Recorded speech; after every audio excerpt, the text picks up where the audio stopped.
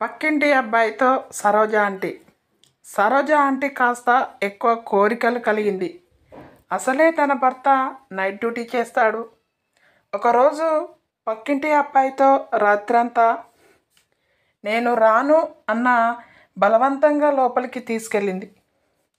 పక్కింటి అబ్బాయితో సరోజ ఆంటీ ఇలాంటి ఈ మన నీకోసం ఛానల్లో వచ్చే ప్రతి వీడియో మీకు నచ్చుతుంది.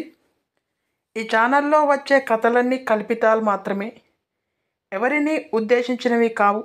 పాత్రలు సన్నివేశాలు అన్నీ కల్పితాలు మాత్రమే, మానవుని భావోద్వేగాలకు అనుగుణంగా ఉంటాయి, అంతేకాని ఎవరిని కించపరిచేవి కావు.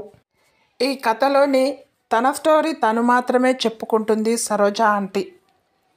నా పేరు సరోజ.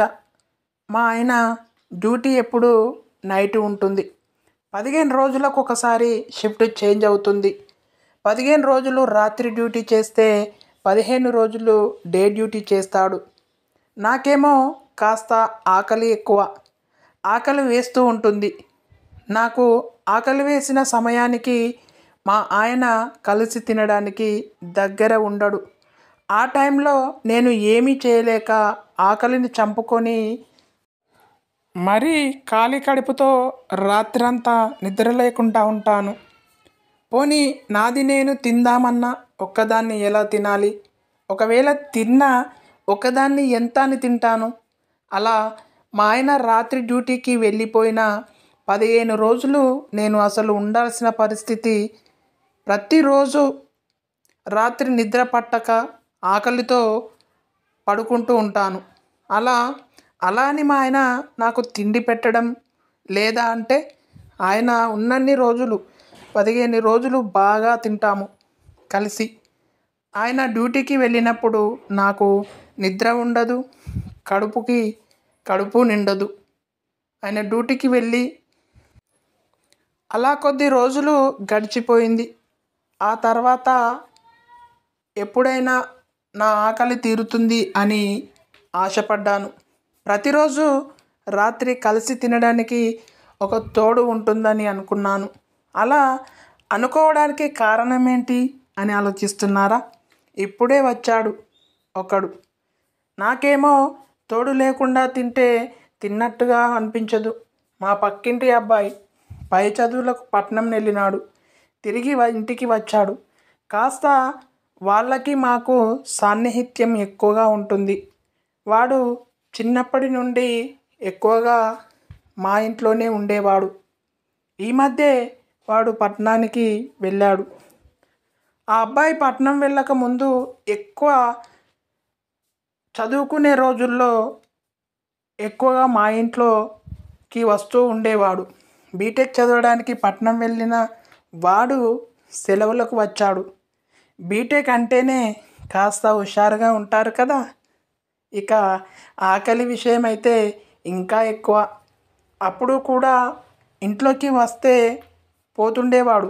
కానీ నాకెప్పుడు వాడితో కలిసి తినే అవకాశం రాలేదు. పైగా నాకు వాడితో కలిసి తినాలని ఆలోచన కూడా రాలేదు. ఎందుకంటే వాడు సరదాగా వస్తూ పోతూ ఉండేవాడు. ఎందుకంటే ఎప్పుడు వాడు తినాలి అన్నట్టుగా చూడలేదు. ఇప్పుడు తరచూ మా ఇంటికి వస్తున్నాడు. బీటెక్లో తన అవసరానికి ఒక ల్యాప్టాప్ తీసుకున్నాడు. కానీ వాడికి ఇంట్లో సిగ్నల్ ఉండదు, నెట్ కనెక్షన్ లేదు. మా ఇంట్లో నాకు టైంపాస్ కావడానికి మా ఆయన నెట్ కనెక్షన్ పెట్టించారు. వైఫై కోసం వాడు ప్రతిరోజు వస్తూ ఉండేవాడు. పైగా వాడికి ఎక్కువ రాత్రిపూట పని ఉండేది.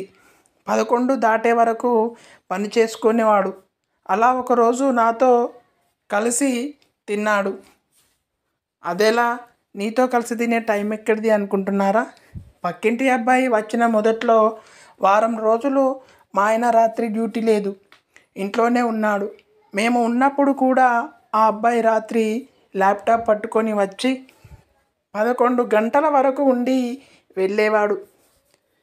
అబ్బాయి వెళ్ళే వరకు మేము మెలకువతోటి ఉండేవాళ్ళం.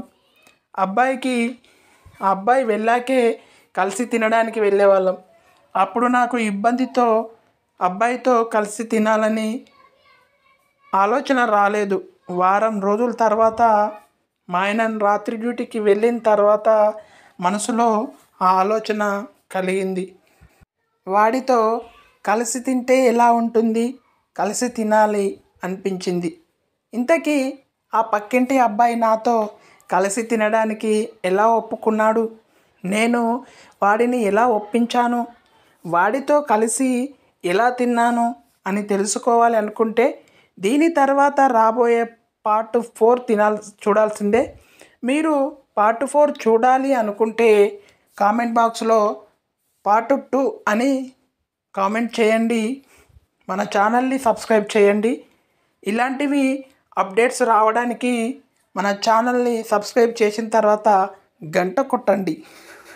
చాలామంది మన వీడియోస్ని చూస్తున్నారు కానీ ఛానల్ని మాత్రం సబ్స్క్రైబ్ చేయడం లేదు, లైక్ చేయడం లేదు. ఛానల్ని సబ్స్క్రైబ్ చేయండి, లైక్ చేయండి, కామెంట్ కూడా పెట్టండి. ధన్యవాదాలు.